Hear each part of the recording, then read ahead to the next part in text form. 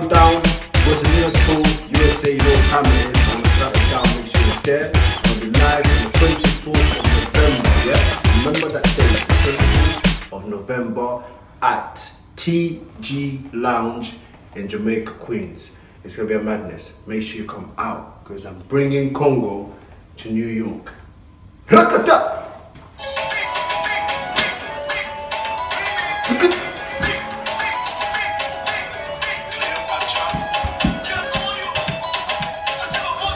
Be there. Je suis donc à votre disposition. Je vous remercie.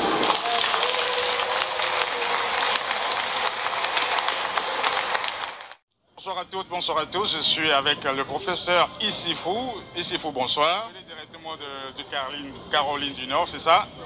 Oui, oui, je viens de la Caroline du Nord. Ouais. C'était ce soir le congrès du PMP, le Parti national panafricain. Vous étiez élu président de PMP aux États-Unis. C'est ça? C'était ça Oui, bien sûr, j'ai été porté à la tête de la fédération PNP USA. Ouais, ouais. Une question vers vous tout de suite. Est-ce que, en poussant fort Nyasingbe à la porte, le problème togolais est résolu? Oui, je pense qu'à 100% que le problème du Togo c'est fort, la solution c'est fort. Alors, si on arrive à repousser vers la porte, le problème togolais sera résolu. Parce que notre problème, c'est un problème de l'alternance. Et l'alternance ne peut pas avoir lieu tant qu'une seule famille monopolise le pouvoir. Ouais. Et vous ne pensez pas que si un autre venait au pouvoir, ferait la même chose? À l'heure où nous sommes, quel que soit celui-là qui va venir, le changement, c'est ça qui nous importe. Quel que soit celui-là qui va venir, nous voulons goûter au changement. Peu importe ce que la personne va faire.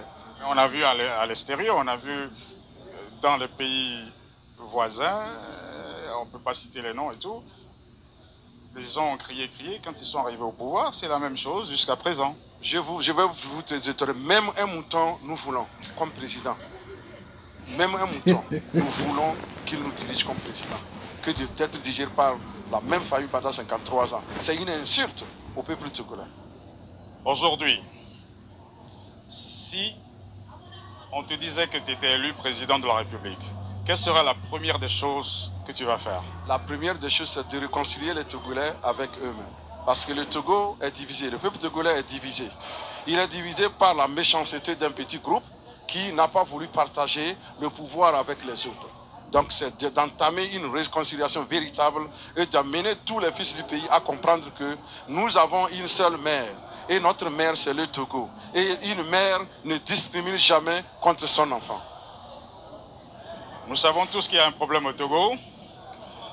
Et vous ne pensez pas que, en travaillant les mains dans la main avec le régime en place, ça ferait l'affaire? Non? Non. Le régime est tellement pourri que quiconque s'approche du régime sera aussi pourri. Donc, pas question. Nous voulons faire tabula rasa de ce régime et de commencer à nouveau. Il faut reconstruire la société togolaise parce que la société togolaise a été plus ou moins infectée et il faut la changer de fond en comble. La CEDEAO était au Togo. Ils ont discuté en long et en large. Ils ont donné une feuille de route à la classe politique togolaise. Que pensez-vous de ça? Je pense que la feuille de route, comme je l'ai dit, une belle femme, la plus belle femme du monde ne peut donner que ce qu'elle peut, ce qu'elle a. La CEDEAO a fait de son mieux, puisqu'ils ne sont pas obligés de venir nous aider. Ce qu'elle a pu faire, nous avons pris acte de ce qu'elle a fait, mais maintenant il revient au peuple togolais de demander et d'obtenir le type de changement que nous voulons. Les 14 partis de l'opposition ont porté à la connaissance du public des informations sur le dialogue politique en cours au Togo. Ils ont situé la foule sur les difficultés qu'ils rencontrent. Devant ce soir, M. Dr Bidegla Valère Foli, il est parmi nous ce soir. Il était venu directement de Maryland pour supporter le congrès du parti de PMP. Le parti PMP a organisé un congrès ce soir ici, il y avait du monde, la séance était très belle. Mais une question spécialement pour vous, monsieur.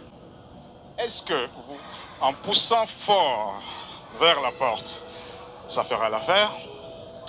Oui, merci beaucoup, M. Peton, pour cette opportunité. Effectivement, je travaille pour tous les Togolais, pas uniquement pour ce parti. En poussant fort vers la porte, on ne le pousse pas. Logiquement, fort même doit partir.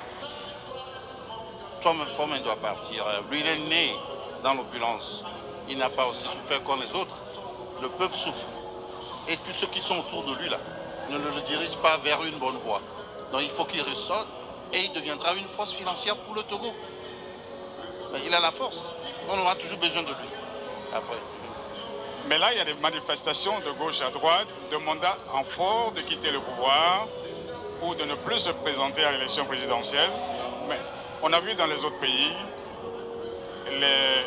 les leaders politiques qui arrivent, qui disent, bon voilà, le président ne fait pas du bien, il ne fait pas ça, et lui il va faire du mieux et tout. Et quand ils arrivent au pouvoir, ils font la même chose se répète, et se répète, et se répète. On a vu des chefs d'État comme ça, je ne veux pas mentionner des noms, je ne veux pas dire de nom, je veux dire. Donc, vous n'êtes pas sans savoir que ce que je suis en train de dire est vrai. La même question, une deuxième fois. Est-ce que vous pensez sincèrement qu'en poussant fort vers la porte, fera l'affaire? Si vous comprenez exactement la question que je vais vous poser par là. Oui, je comprends très bien, M. Peton.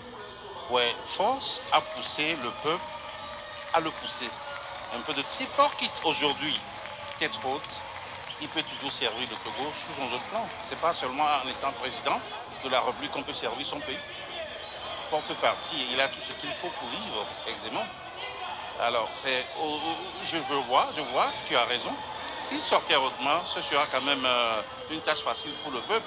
Et le Togolais pardonne très vite et oublie vite. On ne fera pas du mal. Le pardon, après le reste vient. Fort peut partir. Je suis sûr que c'est bon de lui dire de partir. S'il ne veut pas partir, lui-même voit ce qui se passe. Nous sommes dans un nouveau monde. Avec la technologie, l'évolution du peuple. Et l'alternance, c'est un bon truc qu'il faut faire.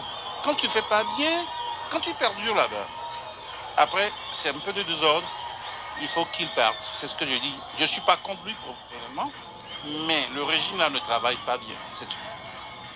Qu'est-ce qu'il faut exactement et que le régime ne le fait pas? Qu'est-ce qu'il faut exactement? Que pensez-vous?